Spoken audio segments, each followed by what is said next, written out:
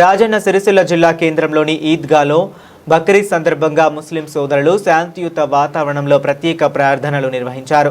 ప్రార్థనల అనంతరం కొందరు ముస్లిం మత పెద్దలు ఫ్లెకార్డులు ప్రదర్శిస్తూ ఆవును జాతీయ జంతువుగా ప్రకటించాలని కేంద్ర ప్రభుత్వాన్ని కోరారు.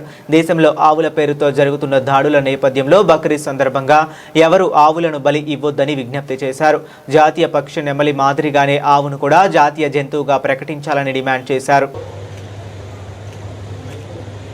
और तमाम अहले सिलसिला की जानिब से सेंट्रल गवर्नमेंट और स्टेट गवर्नमेंट से ये हमारी अपील है और एहतजाज है और हमारा डिमांड है कि गाय को नेशनल एनिमल घोषित किया जाए कि जो बिल्कुल एक सियासी मुअम्मा यानी सियासी तमाशा बन चुका है।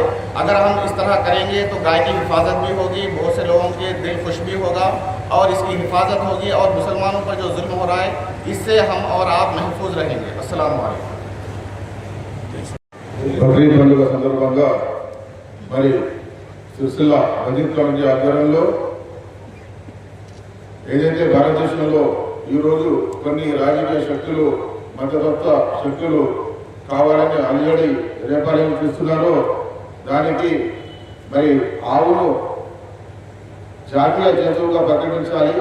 జాతీయ జంతువుగా ప్రకటిస్తేనే ఆవును కొనడం కానీ అమ్మడం కానీ నేరమని అందరికీ తెలుస్తుందనే భావనతో మరి ఈరోజు మేము ఆవును జాతీయ జంతువుగా ప్రకటించాలి.